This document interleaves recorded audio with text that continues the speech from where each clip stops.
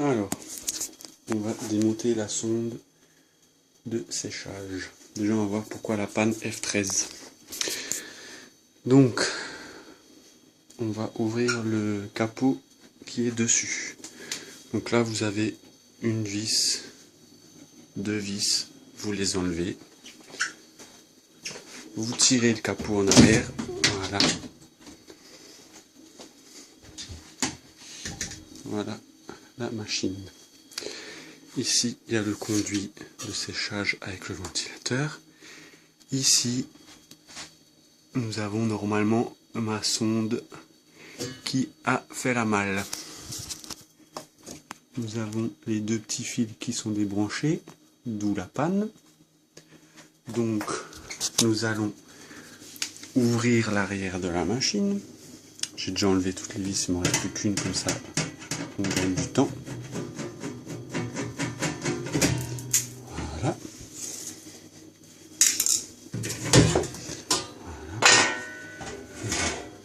Nous allons chercher dans les entrailles de la machine.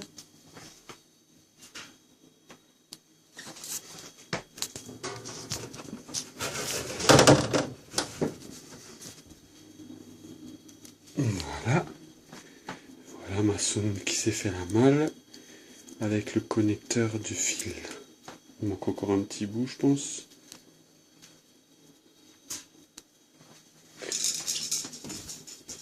Effectivement, je le vois, il est juste là. Donc en fait, la sonde, elle est tombée... Ah merde, là on voit plus. La sonde, elle est tombée dans le rebord de la machine en bas.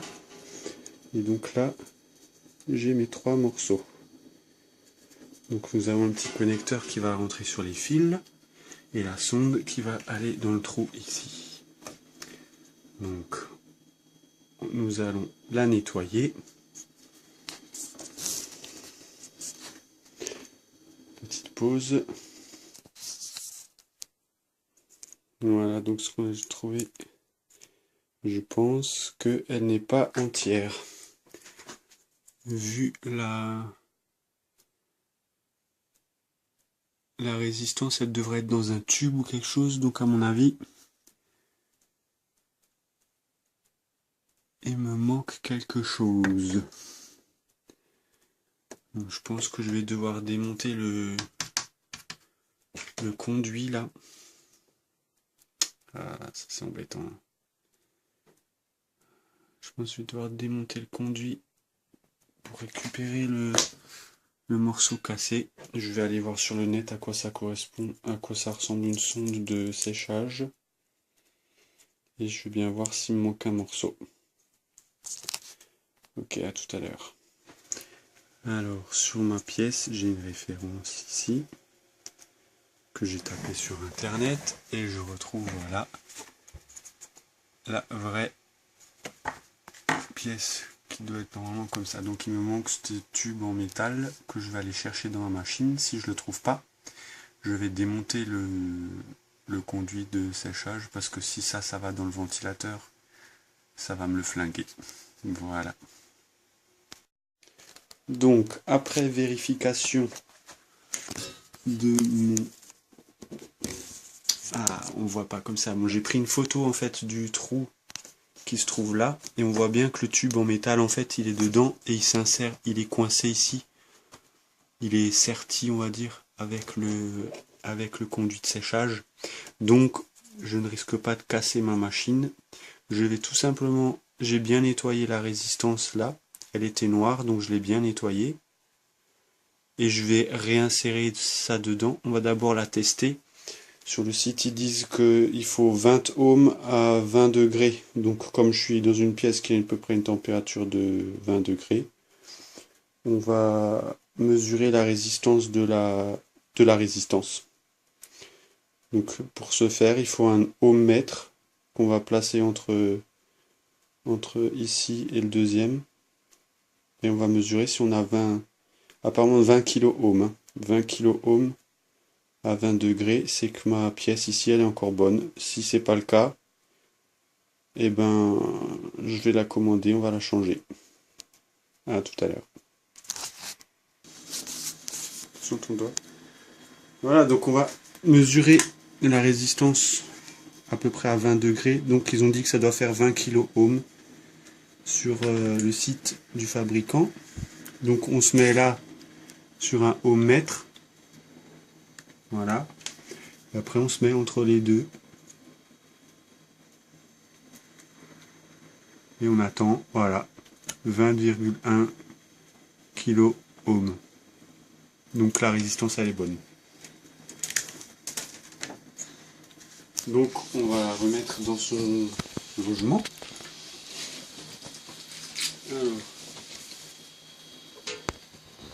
Alors, comme une résistance, celle-là elle n'a pas de... On peut mettre dans les deux sens, il n'y a pas de polarité. Donc ici on va mettre les deux petits fils. On va refermer avec le petit clip qui s'est barré. Alors, un fil, deux fils. Évidemment, avant de faire ça, j'ai débranché la machine.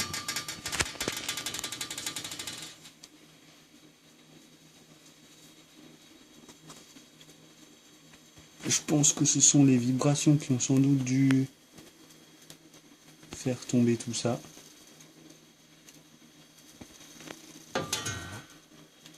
Avec une pince à bec, je resserre pour que ce soit bien serti. Ah. Non, normalement c'est bon. Voilà.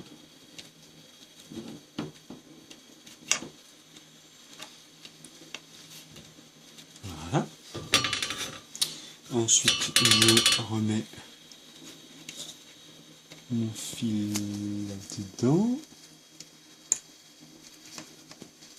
Voilà. On va réinsérer ça là-dedans. Alors, est-ce que... Comment je pourrais faire pour qu'elle tienne mieux qu'avant? Parce que du coup, j'ai peur que ça ressorte. Voilà. Oh. C'est déenfoncé quand même. Je pense pas que ça devrait ressortir. Alors après, pourquoi c'est sorti? Mystère. On dirait que ça a chauffé un peu là le fil. Ouais, on verra bien. On va tester. Je vais pas fixer ça avec un rideau parce que... Bon, quoique ici il y en a un. Bon, je pense que ça devrait tenir parce que j'ai quand même bien enfoncé là. Et au pire, maintenant on s'est réparé. Si jamais ça se rebarre, c'est pas trop compliqué. Donc on va refermer tout ça.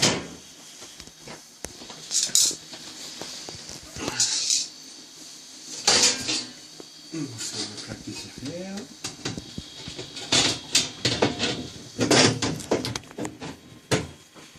Là, tu peux arrêter. On va remettre le couvercle. Donc on le pose, on le pousse vers l'avant. Voilà. On remet les deux vis de derrière.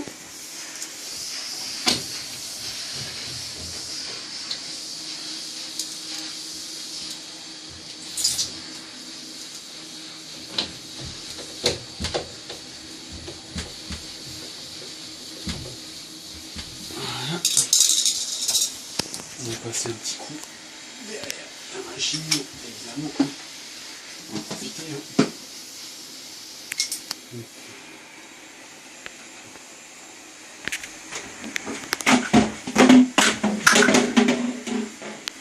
Soumis.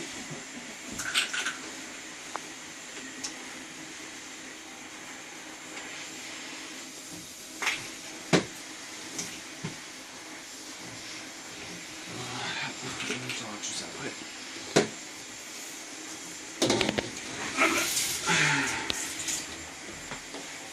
On va remettre ça en place. Voilà. L'évacuation en place. On rebranche. Et maintenant on serre les fesses pour que ça marche. Voilà. Je vais essayer de relancer mon cycle de lavage qui ne démarrait pas avant avec mon F13. Hop. On va rajouter le gibaron. J'avais sorti ça parce que je pensais qu'il y avait trop de poids et que c'était ça mon erreur en fait.